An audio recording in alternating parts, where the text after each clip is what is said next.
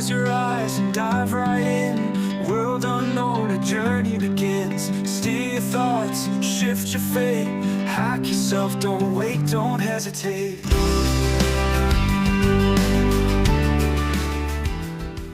Greetings, beautiful human. My name is AJ, owner of AJ Inc., Triple M Coaching, founder of our home planet on the interwebs, hackyourself.net.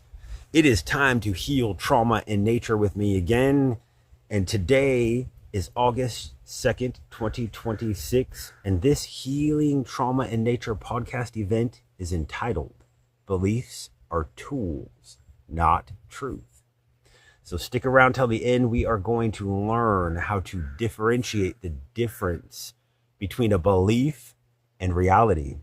And even more, we are going to learn how to change our internal unconscious beliefs in real time. This will help us to make the unconscious things conscious and to ultimately change our fate. So this is going to be an exciting event.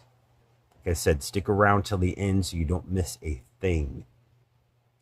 So beliefs are mental tools that your unconscious mind uses to interpret reality, predict what will happen next, and to decide how to respond. Some beliefs help you create the life that you want. Some beliefs were built during stressful times when you were in survival mode. And all those temporary beliefs that got you through, they continue operating long after the danger has passed. So the goal here is not to become a person with no beliefs. That's not even possible. The goal is to become aware enough to ask yourself, is this belief still useful for the life that I'm creating now? So as most of you already know, my name is AJ and I'm a human programmer, and that means that I'm an expert in self-hypnosis, and I teach my clients how to rewire the unconscious programs of self-sabotage. I recently finished Module 1 of the Human Programmer Academy, and it is filled with $3,000 of my services in video form so that you can take the 5-class course as a weekly or daily class to move your nervous system from survival into safety and peace. So if you're watching this on YouTube or anywhere else, I just wanted to remind you to please go right now to www.hack-yourself.net and create your free membership to Hack Nation. There you will find Module 1 of the Human Programmer Academy ready to begin. And for a limited time, I have my entire catalog of medicine music free to download so you can enjoy music designed to reset the mind. So join Hack Nation today at hackyourself.net. Now we'll get started on our lesson. Beliefs are tools, not truth. So welcome to this event. I'm going to try to do this a little bit differently. I'm going to try to make it more conversational, try to make it move a little faster, a little less conversational hypnosis, and more just information. So I'm very happy that you joined me in this metaphysical space. I know we're going to learn a lot together in the next hour or so, so stick around to the end so you don't miss a thing. And once I put this event into the Human Programmer Academy, it's going to be one of the opening videos. It will have a guided hypnosis session afterwards to help you be able to change your own beliefs. So be sure to go and start your account there today. So most people think that their beliefs describe reality. But beliefs do not simply describe the world. Beliefs filter, organize, and interpret the world around us. Basically, over time, they become programs or sets of thoughts that create behavior. So two people can experience the same exact event and create completely different meanings from the event. The event may be the same, but the internal program that is saved after experiencing it for the two people is much different. So beliefs are tools that we use to navigate reality. They are not reality itself. And that, I know I've been repeating that in this intro, but that is very hard to get in the beginning, because when you look out into the world and you have a belief that is acting as a lens, it makes the world look that it like it's that way. So that's what we're going to discuss today. We're going to make a little more sense of that. In order to evaluate a belief, we must first learn to look at it objectively, because beliefs protect themselves. Let me repeat that. Beliefs protect themselves. So they have guards up to stop you from changing them. So you have to learn how that works. A belief forms when we watch the same kind of story play out over and over. We see the same outcome and we create an explanation for why it happened. After enough repetition, that explanation stops feeling like a story and it becomes an unconscious fact. Then when something challenges it, the entire system rushes in to defend it. Because if the conclusion is wrong, then we are suddenly back into the scary unknown. And the familiar, even when it's painful, feels much safer. So here's my favorite example of a belief and how a belief becomes frozen. But before I get into this example, this is a touchy subject, I want you to understand that I want to make an important distinction. We are not debating this subject that I'm about to say. Please, God, no. I don't want to debate the subject. I want to use this subject to show you what beliefs can do. So when I bring up this subject, you will probably start in your mind arguing your belief. And that's what I want you to see. But what we're doing here is we're looking at the belief as human programmers, and we're not worried about whether this belief is true or not right now. What we're worried about is looking at it and seeing two sides. And I know when I say it, you're going to say there's not two sides, there's only mine. I know both sides of this. I know people in both groups. So this is a beautiful subject to try this on, but I do not want to talk about this in the comments or anywhere else. So please do not focus on proving either side when we talk about this. Don't even think about that. We are studying one belief that many of us hold, and we're going to notice what happens when it's challenged. So we're going to use the flat earth conspiracy, or if you believe in the flat earth conspiracy, we're going to use the globe conspiracy, whichever side you're on. I believe you. So I don't care whether the earth is flat or round. I don't care if it's a globe or a flat plane, but I became curious because I wanted to understand the arguments on both sides. And what I noticed was that people often could not calmly discuss evidence. Questions were met with ridicule, character attacks, or automatic defense instead of clear explanations. And that caught my attention. So that debate brought up something to me that helped me challenge my religious beliefs. And that is the idea of gravity.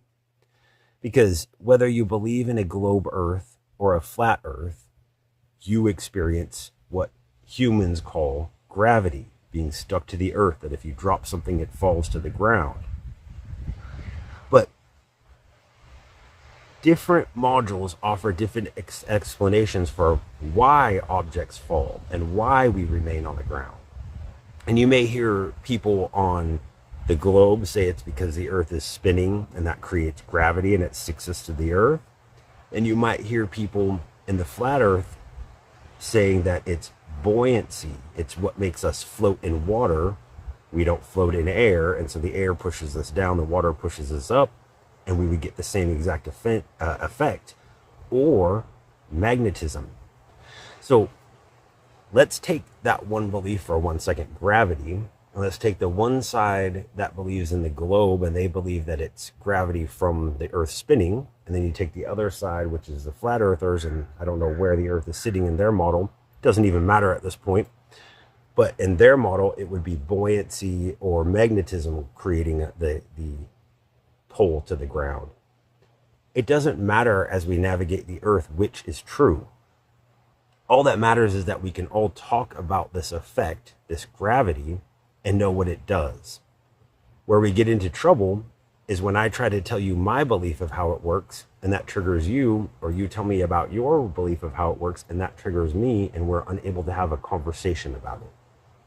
And so that's really what we're trying to get here with this thought experiment. I'm not challenging how gravity is made. You already know, and it's a fact to you. That's fine. But what I am challenging is how we look at the facts that we know to be true.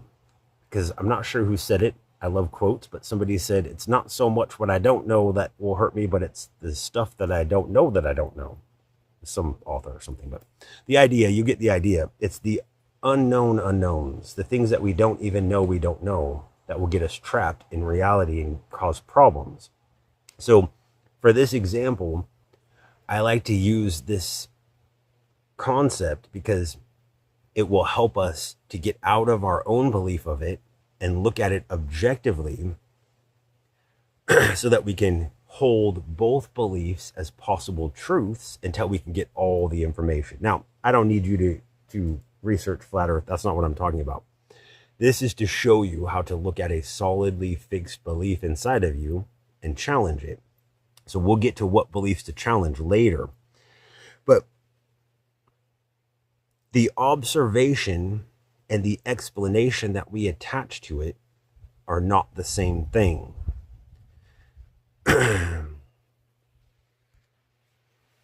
So it was after I looked into this flat earth debate that I realized what I was really learning is how to challenge beliefs. I learned that in order to fact check a belief, we must develop the ability to hold two conflicting explanations in our mind at the same time, while comparing both to reality. So notice what happens inside you when I mention an explanation that conflicts with what you already believe. Did your mind immediately build a defense? When I said flat earth, was your first response, of course it's flat, what are you, stupid? Or was your first response, of course it's a globe, what are you, stupid?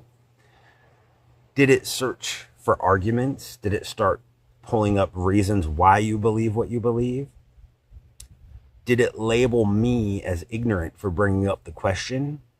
Or deceived, or maybe even dangerous for questioning what everyone knows to be true before we even started talking about it? See, these are things that we have to look for inside.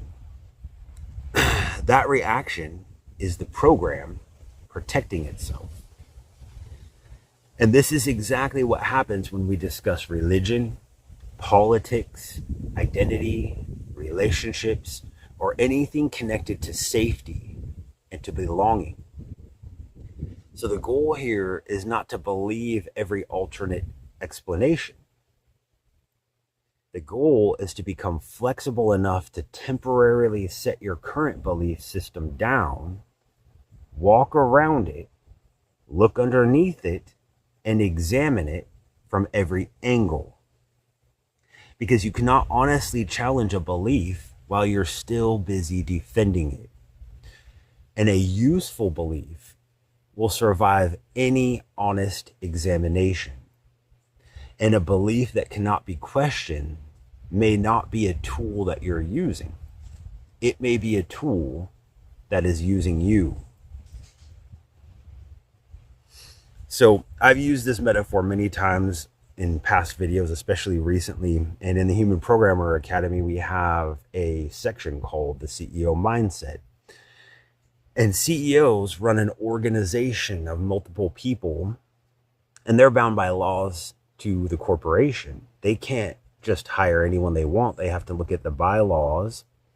So when we start to realize that we are not just one person, We are a community of ideas, beliefs, personalities, trauma that has created different personalities, different archetypes inside of us. When we realize that we are a corporation, we are an organization made up of many, many parts, we start realizing that we have to become the CEO. If you imagine that your life is a company and your conscious mind believes it's the CEO of that company, but most daily decisions are being made automatically by unconscious programs, or these beliefs that we're talking about. Our beliefs act like company policies, hiring requirements, security systems, spending rules, risk assessments, predictions about what is possible. Some of these policies were created by the 5-year-old version of you, and some were created during trauma. Some were inherited from our parents, our religion, our school, our culture, or our former partners. And some were created after one painful experience and then applied to every future situation. Your younger self was not foolish for creating those beliefs. It's all they knew how to do. The belief often made sense in the environment where it was formed. It may have helped you stay connected, or helped you avoid punishment, or predict danger, or feel some amount of control. So the question is not, why did I create such a bad belief? The better question is, what was this belief trying to do for me when I created it? What was I trying to keep safe? Do I still need it to do that job in this way? Or can I find something different? So the first step is figuring out how beliefs are formed. So let's go step by step. Step 1, something happens. Something in your raw data happens. Every belief begins with an experience, an observation, teaching, or repeated message. The experience can be at large or small. It might be a parent getting angry, getting ignored by friends or family, being praised only when performing, being rejected, being embarrassed at school, watching adults struggle with money, hearing religious teachings repeatedly, experiencing betrayal, being punished for expressing emotion. I feel that one. Trauma is not only what happened. Trauma can also be what your nervous system concluded because of what happened. I've had many beliefs built on a misunderstanding in my past. So here's an example. A child reaches for comfort and is rejected by a parent. The event is that the adult was unavailable at that time. But the child may create the meaning that I'm too much. My needs are a problem. I must handle everything alone. Once that conclusion has been made, the mind assigns meaning to the conclusion. So step 2, human beings do not experience events without interpretation. The brain immediately asks, what does this mean? Why did this happen? What does this say about me? What should I expect next time? Children usually personalize experiences because they do not yet have enough information to understand adult behavior. They rarely conclude that my parent is emotionally dysregulated. They don't know what that means. They're more likely to conclude that I caused this. Something is wrong with me. I need to behave differently to remain safe. So the point here is, the event creates pain. The meaning can create a lifelong pattern. Step 3 of the process is that an emotional state locks in the meaning. So beliefs form more quickly when an experience includes strong emotion. Fear, shame, grief, humiliation, abandonment, and confusion make the brain pay attention. And the nervous system says, remember this. We may need to survive this again later. The stronger the emotions, the more important the conclusion can feel. This is why a single intense event can outweigh many neutral or positive experiences. When a belief was formed in fear, fear can reactivate it. When a person becomes emotionally triggered, they may stop responding from their present age. They begin interpreting the moment through an older program, or as I like to call it in the Human Programmer Academy, the inner child takes over the system and starts looking through the eyes and choosing the words and the behavior. So step 4, then the mind takes those conclusions and creates a universal rule. The meaning becomes a rule about life. Examples. These are rules that we create from childhood experience. People cannot be trusted. Love always leaves. Money is hard to make. Authority is dangerous. If I make a mistake, I will be rejected. I must keep everyone happy. Rest is lazy. Being visible is unsafe. My value comes from what I do for others, or I cannot trust myself. If you ever find yourself saying any of these statements, they are proof of a belief forming inside. These statements mean that we need to pay attention to them very closely. So the reason that we make rules is because rules feel safe. We feel like we're making a math equation. 1 + 1 is 2. When somebody speaks in an angry tone, I'm in trouble. But these are not necessarily true conclusions. They're just childish interpretations of reality. And when we add the knowledge that we've gained since we made the rule, oftentimes we can break that rule and demolish it because we already have more information in the system. We just forgot to check the belief or didn't know how. Nobody's ever told us how. So a rule makes an unpredictable world feel more predictable. Even a painful belief can provide a sense of clarity. And the brain may prefer a painful certainty over an unfamiliar possibility. Step 5, repetition strengthens the belief. Every similar experience becomes evidence of truth. The mind begins grouping experiences together. One rejection becomes people always reject me. One financial loss becomes I'm bad with money. A couple failed attempts become nothing ever works for me. Repetition may come through personal experience, family sayings. How many times have I heard, this just runs in our family? Religious doctrine, cultural messages, media, internal self-talk, rehearsing painful memories, imagining feared futures. So think about that. If you find yourself rehearsing a past memory over and over, telling it to everyone that will listen, repeating it whenever you can, thinking about it when your mind is quiet, you're creating a belief. Your mind is working to create a rule.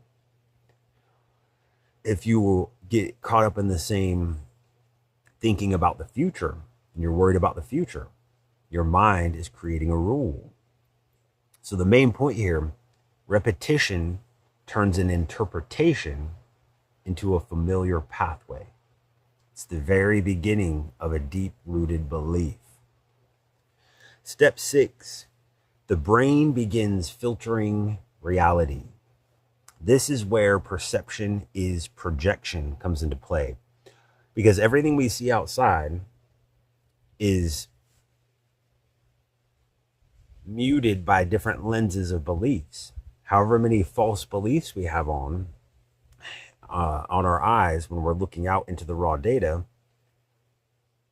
each one limits what we can see. And what I mean by that is, if you don't believe that you could do something, I don't believe that I'm worthy of that job, there's no way you're going to get it. You will self-destruct during the interview, and the result of the self-destruction won't be seen. You won't see that you did it. You'll only see you didn't get the job, and then it will result in, my belief is true, I'm worthless. You see how dangerous this can be. We're living out self-fulfilling prophecies that we've created as a child. And so we must learn how to challenge these beliefs. The reticular activating system, in simple language, is that your brain receives more information than you can consciously process. At any given point, just in this screen, there's 2 billion pieces of data out there. And your brain doesn't need to see every leaf. It doesn't need to see every bug that floats by. It just needs to see the main characters to get the story that I'm telling. It has to decide what to notice and what to ignore. Beliefs help determine what reaches conscious awareness. So these beliefs are the filters. Once you believe something, your brain looks for supporting evidence. So it's only going to see things that support the belief, because it doesn't believe anything else is possible. So if you believe that nobody listens to me, you may strongly notice every interpretation while overlooking the people who do listen. So if that's a belief that's inside and you go out throughout your day, maybe 1 or 2 people won't listen to you. But that's all you will remember when you get home, is that nobody listened to you. You won't remember the 3 or 4 people who did. If you believe opportunities never come to me, you may overlook small invitations because they do not resemble the dramatic opportunity that you expected. If you believe I always fail, your mind may dismiss progress and magnify mistakes.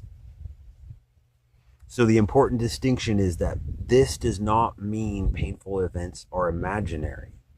It means the belief influences which events are emphasized, remembered, and expected in the future. These are important details. Step 7. Then, once the belief is more formed, it begins to shape behavior. Beliefs influence our body language, our tone of voice, our boundaries, our decisions, all of our relationships, risk tolerance, and they affect what opportunities we will accept and what treatment we will tolerate. A belief may create behavior that appears to prove the belief is true. Examples: the belief, people will leave. If that's your belief, people always leave, the possible behaviors you'll experience unconsciously is being too clingy, which causes people to leave. Testing people, which causes them to leave. Withdrawing from people, you get the point, it causes them to leave. Choosing emotionally unavailable people, which will definitely leave, or avoiding honest communication, which ends in them leaving. Do you see how all these behaviors that are created by the belief cause the belief to come true? Then the relationship becomes stained and the person says, see, people always leave. Happens every time. The belief, I'm not qualified. Possible behaviors: procrastinating, over preparing, avoiding applications, speaking apologetically, or charging too little for your service. Then the lack of progress appears to confirm the belief. Step 8. These results, when you say everybody leaves and then you treat them badly and they leave, the result becomes proof, becomes a self-fulfilling prophecy. The result completes the loop. It proves the belief correct. Something happens, meaning is assigned, emotion reinforces the meaning, a rule is created, the rule is repeated, the brain filters for evidence, only seeing the rule working, not seeing it causing trouble. Behavior follows the belief, strengthens it, gets more perpetual emotion behind it, and the result is interpreted as proof. So the belief loop looks like this: experience, meaning, emotion, rule, filter, behavior, result, stronger belief, repeat. That is how a belief stops feeling like an idea and starts feeling like truth. But beliefs are not facts. A fact is observable and specific. The relationship ended. I lost money on that decision. That person criticized me. I was not chosen for the position. These are rational explanations for raw data. They are just the facts of what happened. A belief is the meaning that we add to the fact. So let's go back. Nobody will ever love me. I will never be successful. I am not good enough. People like me do not get opportunities. So, a belief may feel true because it's familiar. Maybe it has been repeated for years. And it came maybe from somebody trusted, maybe a parent. It was formed during intense emotions, and now that emotion triggers the belief. Other people in the family share it, which makes it seem more real. The nervous system associates the belief with safety.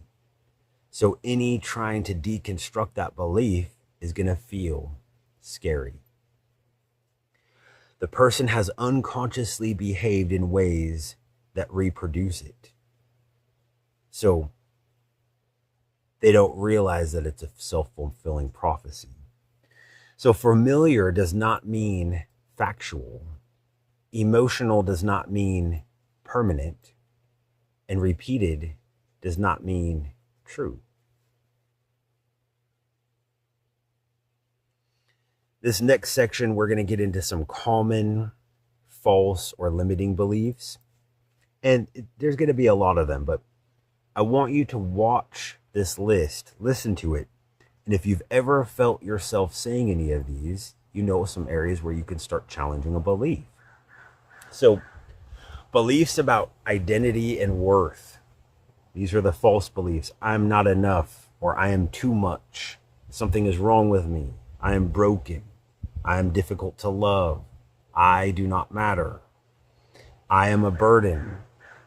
I am behind everyone else in life. I'm not intelligent enough. I'm not attractive enough. I'm not talented enough. I have to prove my worth. My worth depends on my own productivity. I only matter when I'm helping someone. That's one that I recently had to get over fully. It's one that I didn't consciously believe anymore, but I started seeing signs of the belief in my feelings. So I fixed it. Or the last one, I must become someone else to be accepted.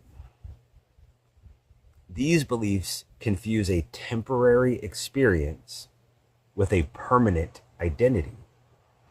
A mistake becomes, I am a failure. Or a few mistakes, maybe a few mistakes in the same area, but guess what? If you make a few mistakes in the same area, that means you're learning. And it means they're going to get less and less the more you learn. You're not stuck there. A rejection or two becomes I am unlovable. A lack of support becomes I do not deserve support. I have to do everything on my own. It's another one that I felt after all my years of allowing myself to be in toxic relationships with people who were emotionally unavailable. I started believing I didn't deserve it when it was my choice to be there. You see? Here's some beliefs about safety.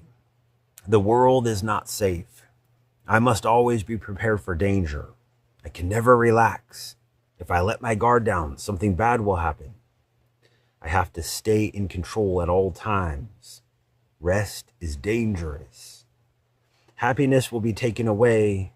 Peace never lasts. It's safer to expect the worst. I must watch everyone closely. My body cannot be trusted. These beliefs may have protected someone in an unstable environment. They may have been useful for a time. In the present, they can keep the body responding to possibility as if it were immediate danger. So we have to watch as our situation changes, as we get safer people around us. Beliefs about love and relationships. I used to think this one, love always hurts. What about everyone eventually leaves? People cannot be trusted. I must earn love. I have to abandon myself to keep a relationship. That one hurts. Conflict means the relationship is ending. I had that belief for years because I didn't know how to have a conflict. I didn't know conflict was healthy. Boundaries push people away. Saying no is selfish. I am responsible for other people's feelings. I can fix someone if I love them enough. I must tolerate mistreatment to prove that I'm loyal. Healing or healthy love is boring. A lot of people believe that. I'm only attracted to people who need saving. What about beliefs about money and success? I've heard money is hard to make. Rich people are greedy. Spiritual people should not care about money.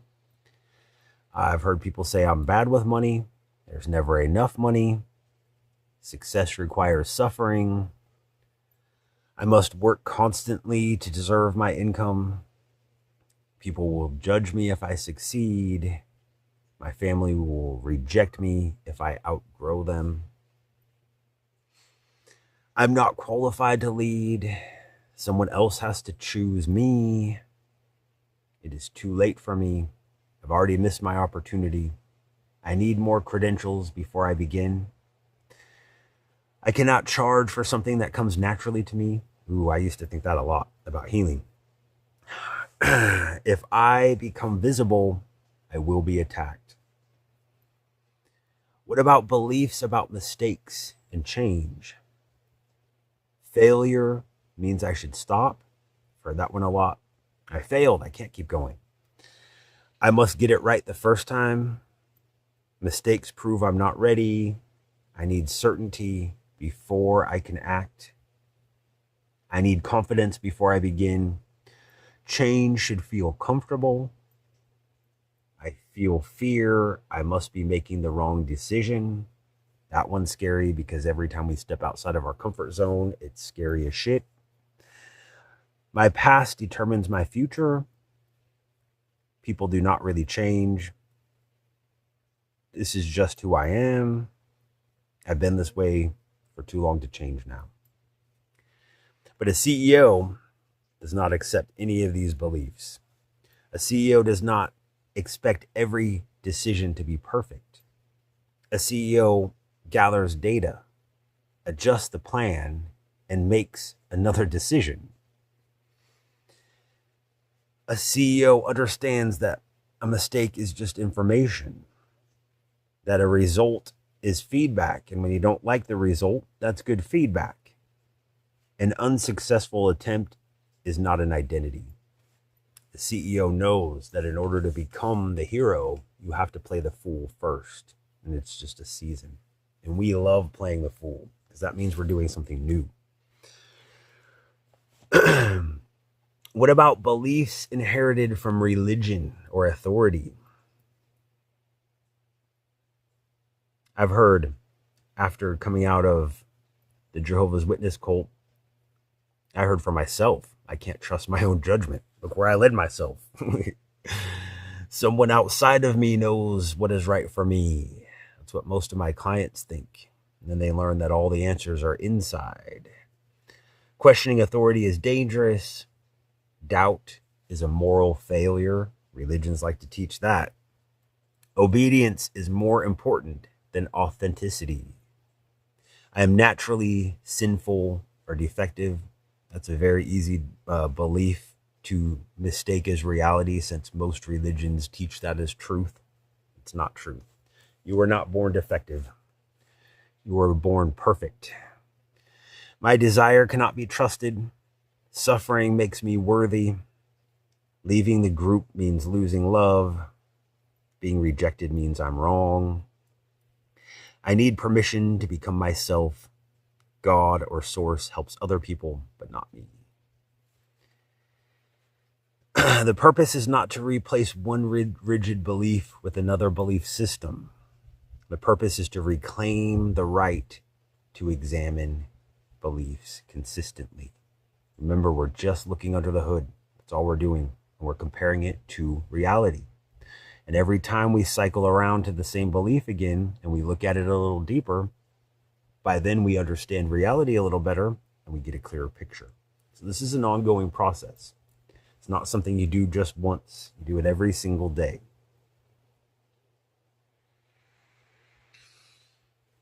So now that we've got a really good look at what builds beliefs, we have an understanding of how they are formed and what false beliefs look like, sound like, and feel like, how do we identify our own beliefs? Because they look like reality to us. We listen to our stories about reality and we look for key words.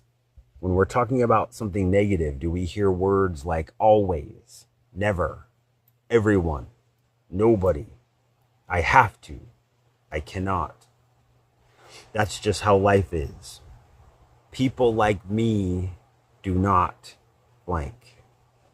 I'm the kind of person who, like, it's impossible, it's too late, I should, I must.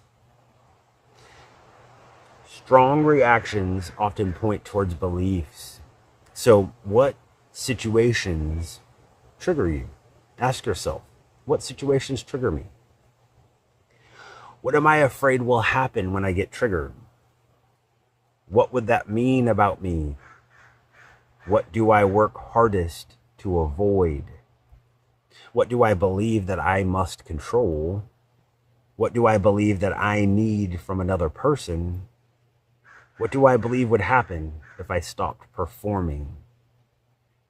What do I believe success would cost me? What do I believe failure would prove? These are good questions. And now we're going to learn how to see the marker of a belief and use the downward arrow process to look down to the next level, to the next level, to the next level.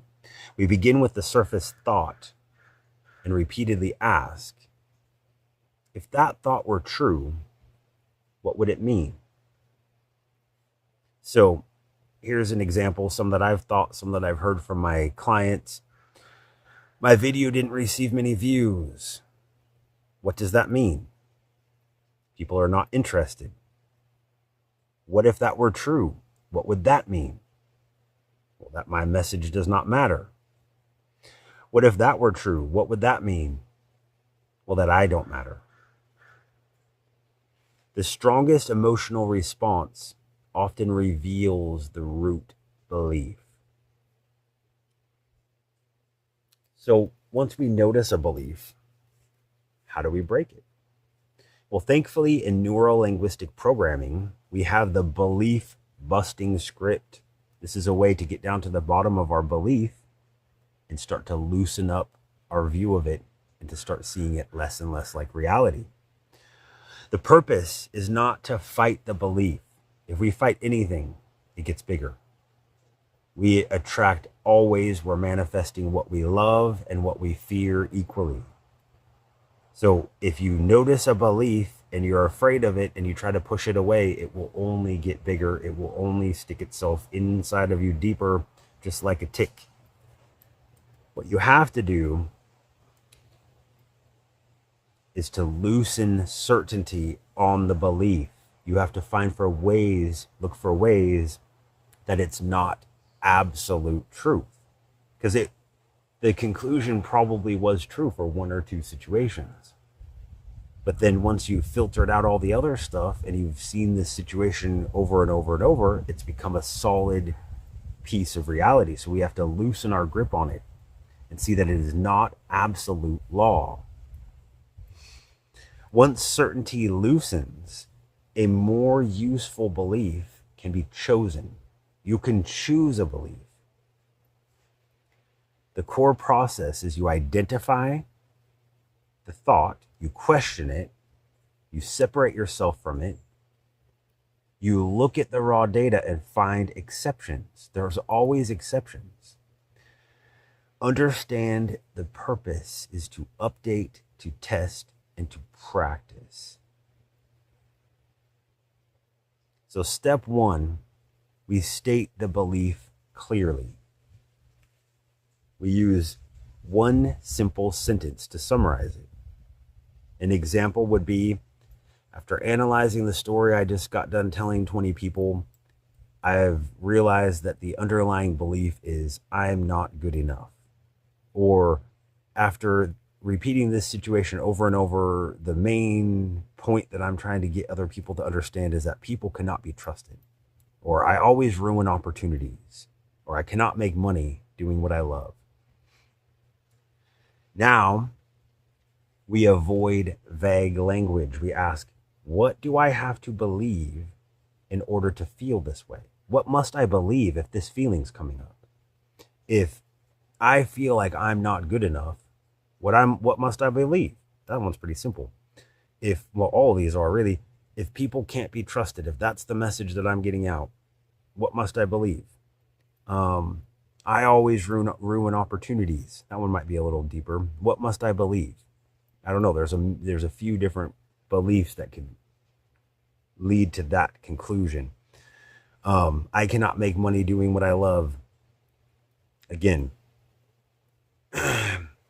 you have to find what must I believe in order to feel this way. So I must believe that it's not possible to make money doing the thing. Step two, we measure how true it feels. So this is a gauge inside of us. It's kind of like when you go to the hospital and they say, on a scale from 1 to 10, what is your pain? A lot of times when I'm with someone in the emergency room, they want to say, it's 11. This one goes to 11. My pain is a 20. And they think that's going to get them more care. But what the nurse or the doctor is asking is, I want to measure before I give you medicine. And then I want to see if the medicine's working. So you really only need to tell them 0 to 10. So we ask ourselves here with the same idea, from 0 to 10, how true does this feel right now? And that gives us a gauge on how deep the unconscious belief is. If you're looking at it and you're saying, this AJ dude on the internet's crazy, this belief is reality, this is like everyone's reality, this is, everyone knows that people aren't safe, what are you talking about? That's a 10, and that means it's solid, all right? But if it's like, I don't know, I get this feeling most of the time, but sometimes I see things differently, well, maybe it's a 7 or 8. But this is not measuring the truth behind it. It's measuring your emotional certainty about the belief. The number allows us to notice change as we move forward, much like the doctor. Then we can ask ourselves, where do I feel this belief inside my body? Does it have a shape, pressure, temperature, color, or movement? does it change when I think about it? How does it sound like my own voice? So where are my words coming in? Or does it sound like someone from my past? Maybe something I learned as a child. These questions will give us more insight on where the belief came from and what it's trying to protect us from. Next, we want to separate the belief from identity. So we change I'm not enough to I've learned to believe that I'm not enough. That's believable. We can still believe that we're not enough and still know that we've learned to believe that. And in that moment, we might think it's true. But saying the words, I've learned to believe that I'm not enough, is leaving room that you might be enough. Then we could change that to, over time, a part of me currently believes I'm not enough. And ultimately, I'm noticing the thought that I'm not enough. And now we're completely separate from it. Now it is just a thought in the system. It's an unwelcome visitor. It's not truth. The shift here is I am makes the belief an identity. We all know that from I am affirmations. If you say I am tired, you're commanding the body to get tired. You might have noticed that your body's tired, but maybe you just needed a drink or some food for energy. But now that you've said I am tired, now you've commanded the body to be tired. I learned gives it history. It shows that it's not something that we meant to happen. A part of me believes begins creating that space. It's not us. That belief is not part of our system. It's something that was added to it. And then ultimately, I'm noticing this thought places awareness outside the program completely. So awareness notices the program. We start noticing when reality feels uncomfortable. I like to say problems are programs. So when a client calls me and says, I have this problem, I reframe it to, okay, what is the program we're dealing with? There's no problems out there. The way we're looking at the raw data is the problem, and the program's keeping us stuck. Love understands why it formed. Love gets that we're here naturally. This is a process. We're doing the best we can, and these beliefs kept us alive.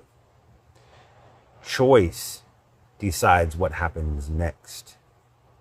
And when you get to that point, it is easy to simply return to the present moment, return to awareness. In step 4 of getting to the bottom of these beliefs, we want to start challenging the language. We need to ask questions. When we hear ourselves say things like this always happens, we need to ask, always? Always? It always happens? There's never been a time that it didn't happen. Never? It never happens? There's never been a time it happened? You see, you challenge it. Every single time this happens? Every time? Really? In every situation? Is there even one exception? Because if there's one exception, it's no longer a universal rule.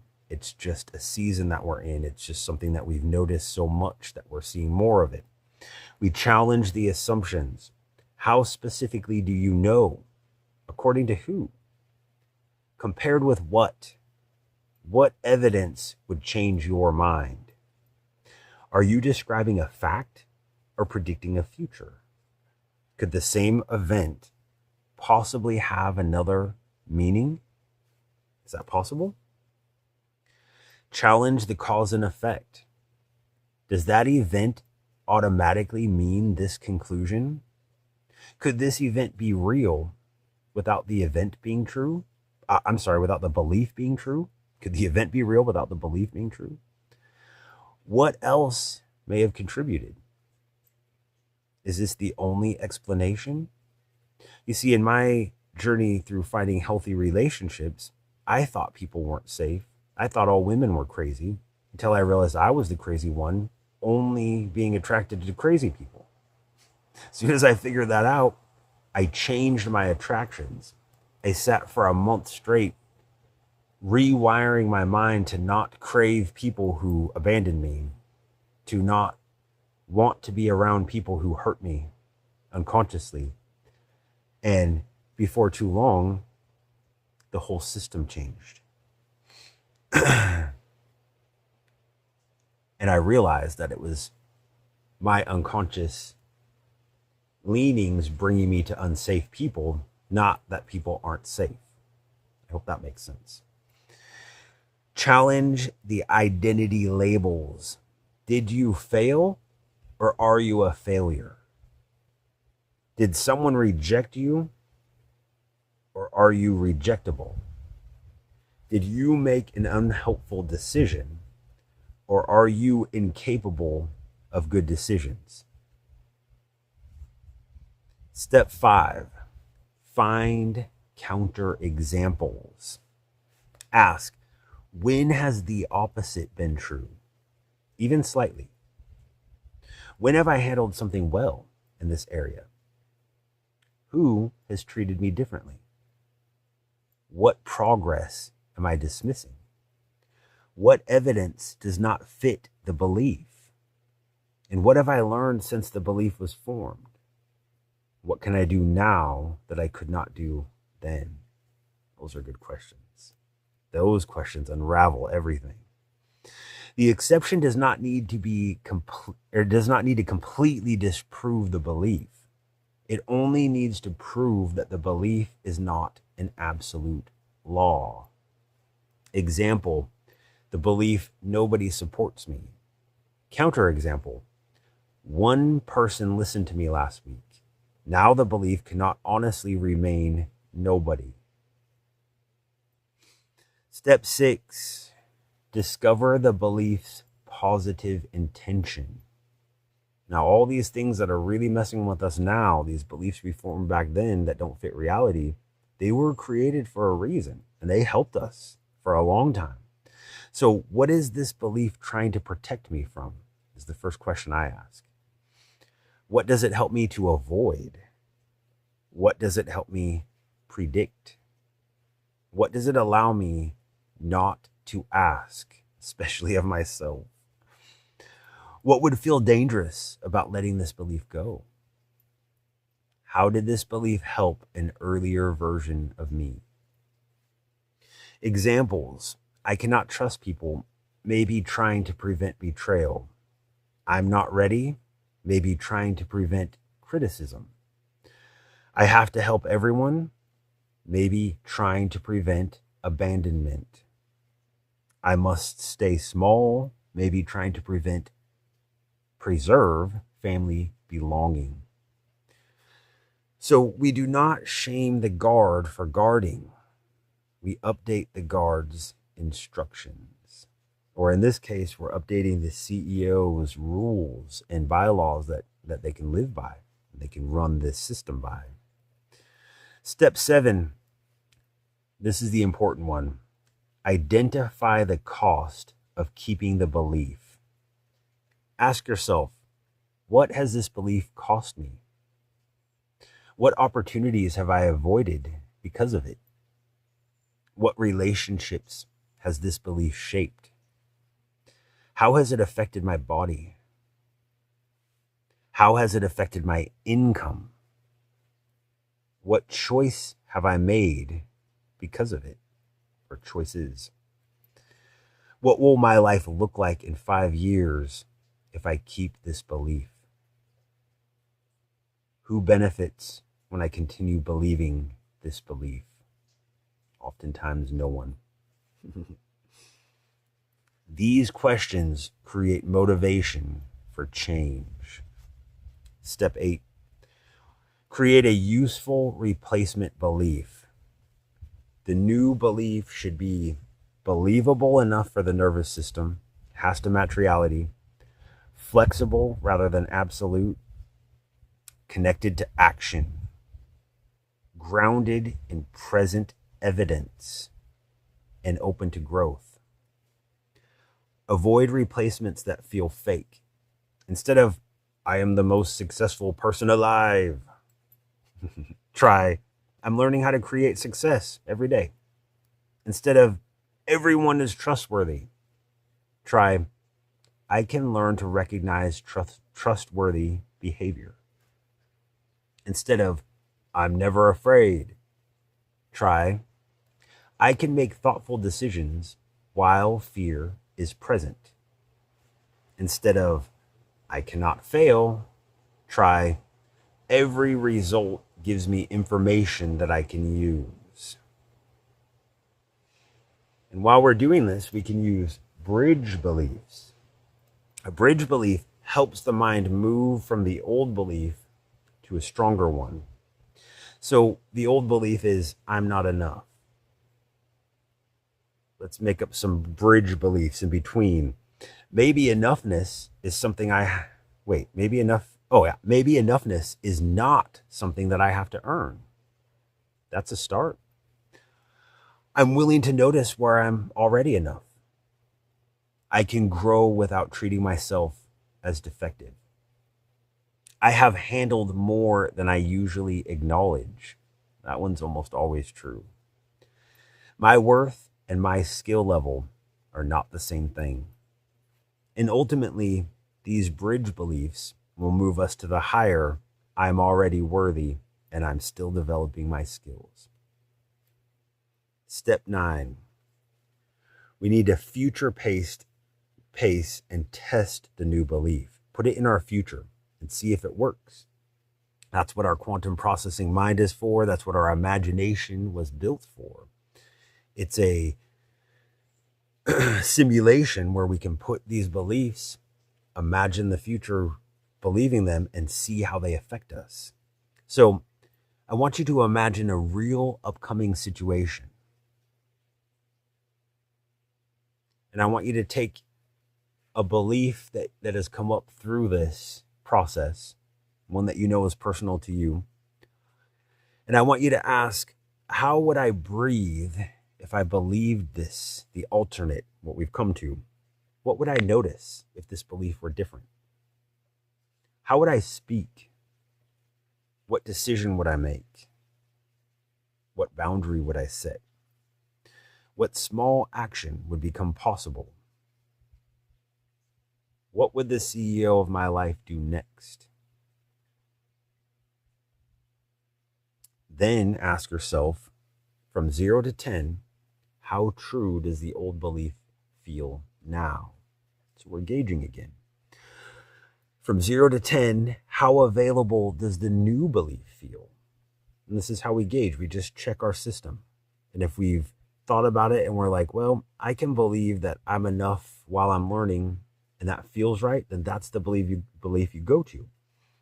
And from then on, when the old belief comes back, you remind yourself of the new belief.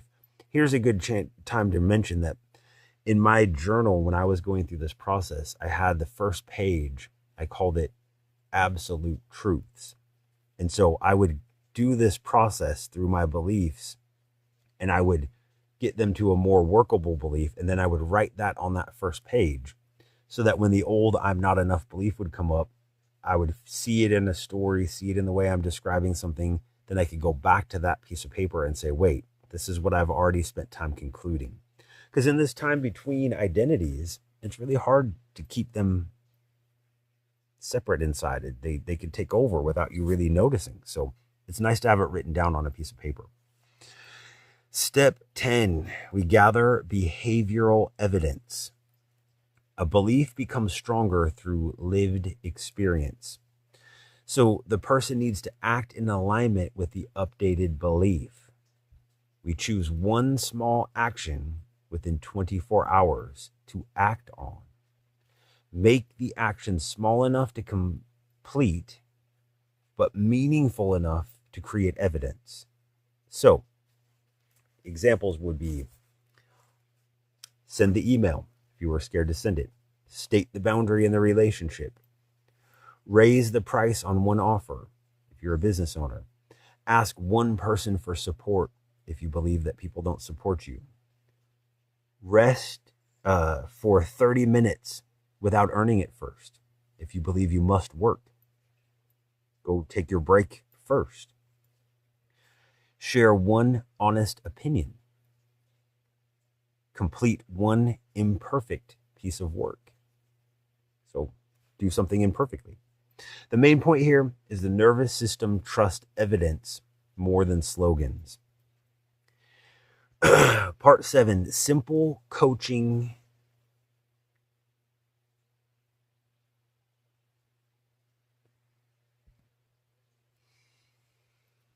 So in the Human Programmer Academy, I will have a little workbook with some worksheets for the belief busting script.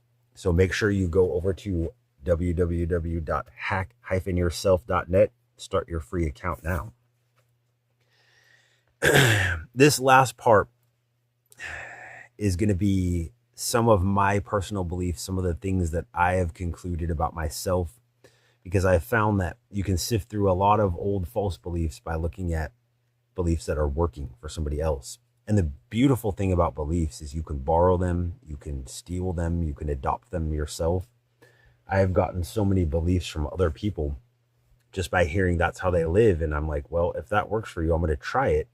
And if it works and it's a better belief, then I keep it. So my beliefs are like tools. I have created them purposefully. I've tested them with reality and they work for me. So I'm not claiming that any of my beliefs are universal facts.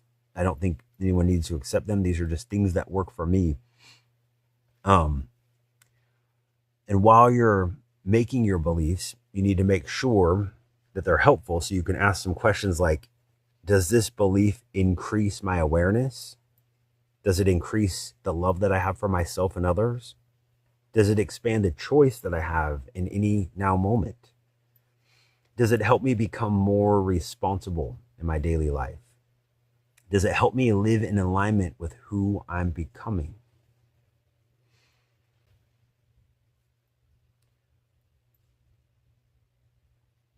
So beliefs that I have about awareness.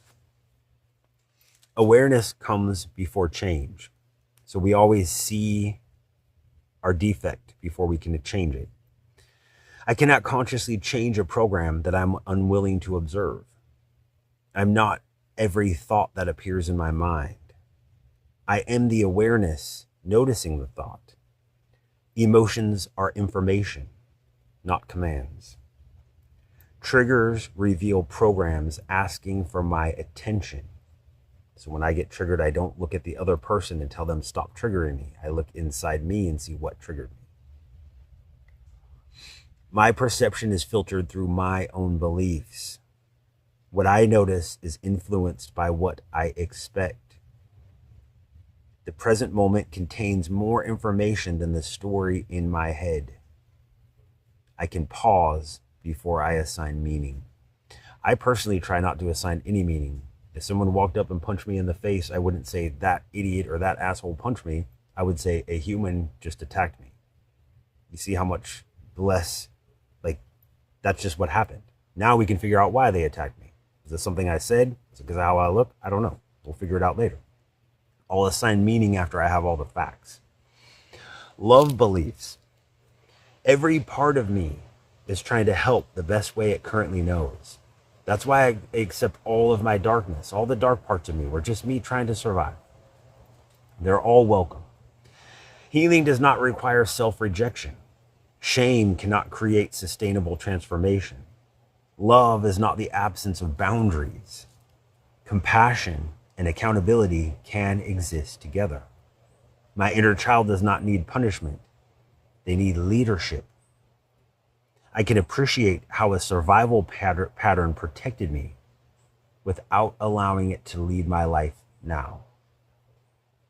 My body is not working against me. My nervous system is responding to what it learned. Safety is something that I can practice creating inside myself. Beliefs I hold about my own choice. I believe that awareness creates a pause. Inside that pause, I can choose. I am responsible for what I practice now, even when I did not choose what happened before. My past explains my patterns, but it does not have to command my future. I can choose new responses before I completely believe in it. Ready is a decision. It's not a state. I decide when I'm ready. Confidence often develops after action. I do not need certainty to take the next honest step. Small, repeated choices create my identity. Every choice is a vote for the person that I am becoming. Beliefs I hold about my own self, my identity. I am a whole person, not a broken person waiting to be completed. I have parts. No single part is all of me. My present self can listen to my inner child. My future self can provide direction.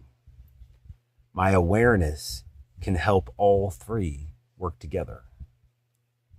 I'm not my trauma responses. I'm not my diagnosis, history, role, or former religion. I can honor who I was without remaining who I had to be. I'm allowed to update my identity. I'm becoming a safer place for loved ones to land. My beliefs about reality and meaning. Events happen, and then human beings assign meaning. Meaning can be consciously updated. Perception is projection in the sense that we experience life through our internal filters. What I expect influences what I notice and then how I respond.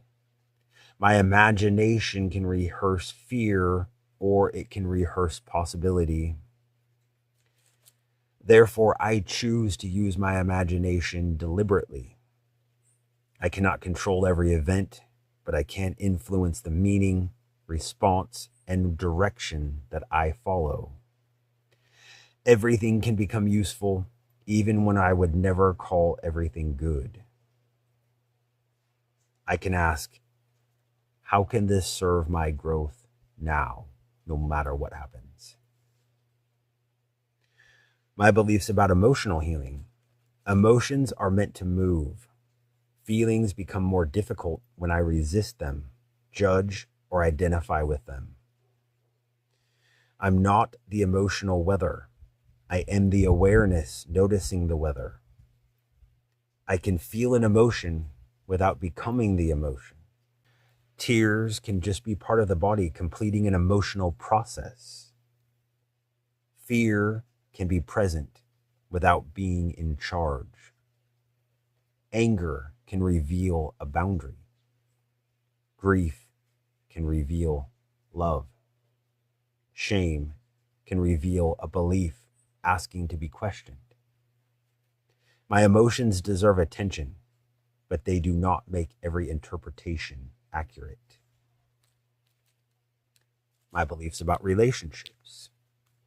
I am responsible for my behavior, not for managing every person's emotions. Boundaries reveal where healthy connection is possible.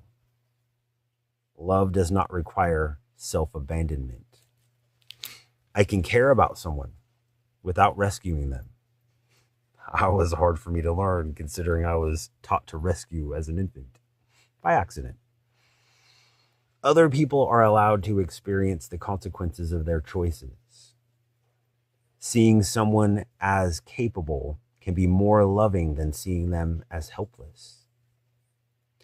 I can support people without taking over their journey. Rejection does not automatically mean that I'm wrong.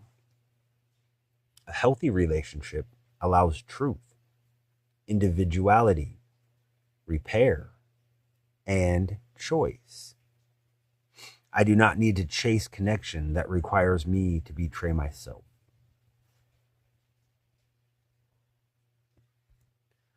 Beliefs about work, money, and success.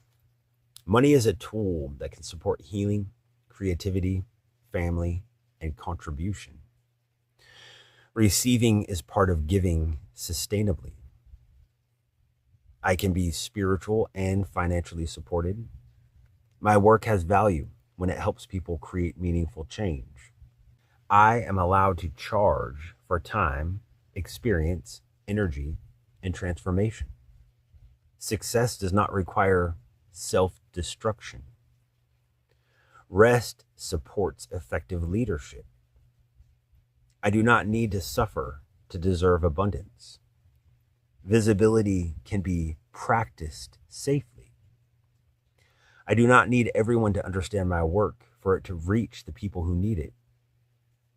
I can learn business skills without turning my mission into something inauthentic.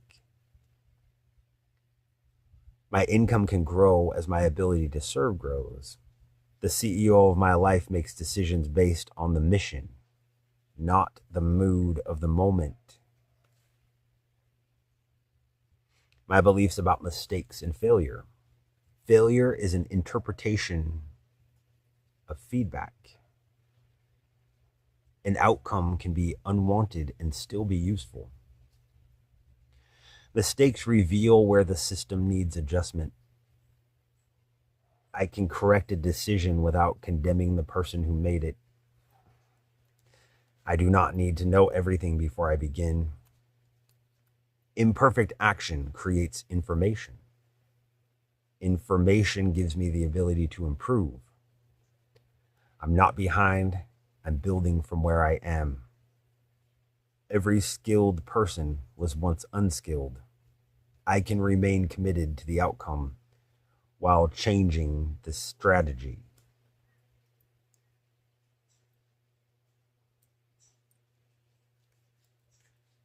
Beliefs about source, divinity, or future self.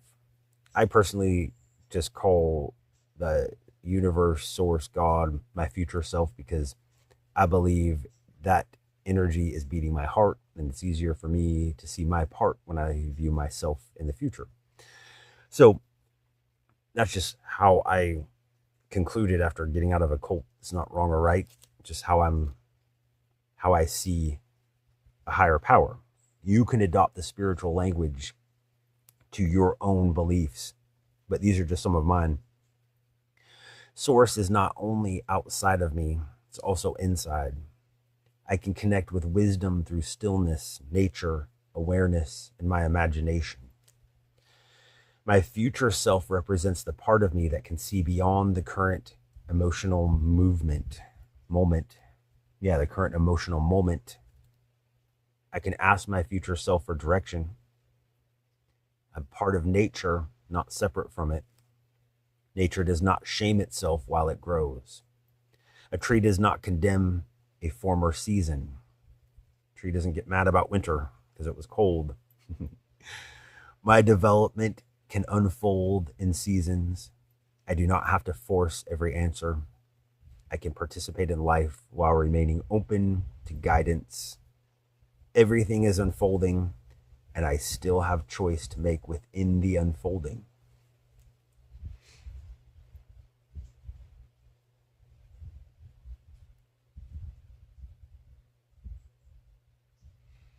So how do we use all this information to build the CEO mindset? The CEO mindset is not controlling everything.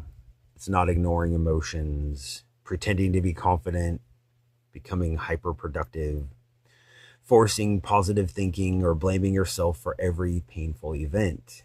The CEO mindset is observing the entire system, listening to every department without allowing every department to make the final decision, making value-based decisions, updating outdated policies, learning from results, protecting resources, creating long-term direction, taking responsibility without using shame, acting from mission instead of temporary emotion. So the CEO has a leadership team. It's 3 parts. We have the inner child, the present self, and future self. The past department, the operations manager of the now moment, and then the vision department, if you will. The inner child holds the emotional memories, notices familiar danger, protects belonging, carries unmet needs, needs reassurance and safety, should be heard, should not have the run of the company. Present self, the operations manager, the daily operations manager. This person handles current reality, observes what is happening now in this moment, separates facts from stories, takes the next practical step, creates boundaries and routines, morning routines, meditation, breath work. Future self or source or the universe holds the long-term direction, the big picture, the outcome, where you're going. It remembers the outcome, sees beyond temporary fear, helps determine which beliefs support the mission, offers perspective and possibility. Awareness is the CEO seat. Awareness listens to all three parts, does not shame any department, decides who should lead each decision, aligns action with the larger mission. So this conversation has given us a conscious mind map of what the beliefs look like, of what the operating system looks like inside. In the next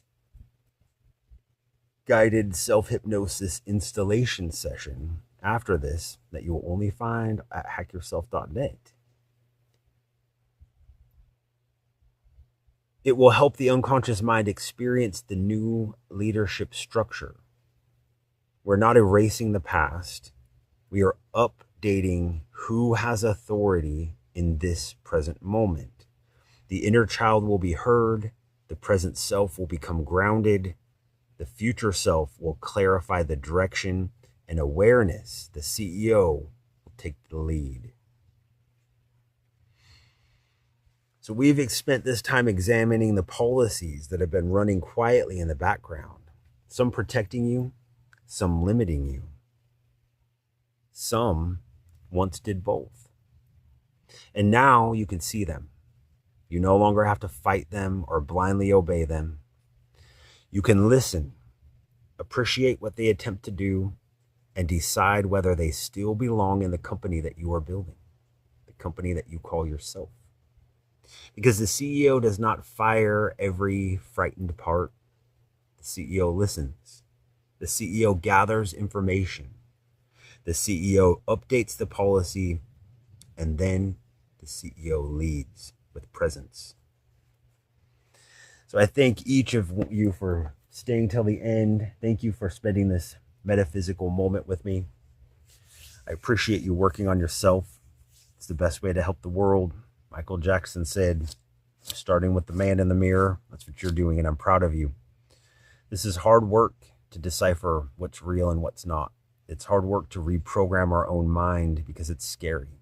But I promise you, nothing scary is happening. The fear is not real. There's no shame or fear in challenging old beliefs, even religious beliefs. Those are the most important ones to challenge. And I stayed away from looking at my own personal beliefs because for years I thought every time I heard someone say, you have false beliefs, I only thought it was religious beliefs, and I thought they were attacking my faith. And none of this attacks your faith. When you challenge your religious beliefs, your spirituality will strengthen and your connection with Source will strengthen. I promise you.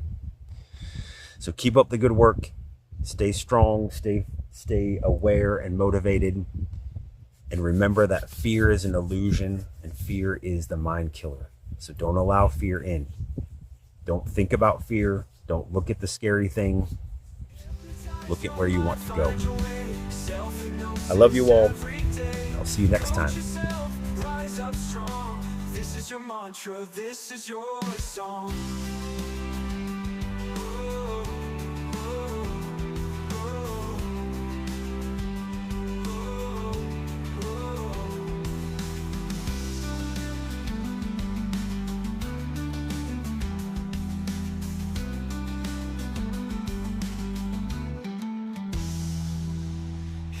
Hypnotize your mind, find your way. Self-hypnosis every day. Coach yourself, rise up strong. This is your mantra, this is your song.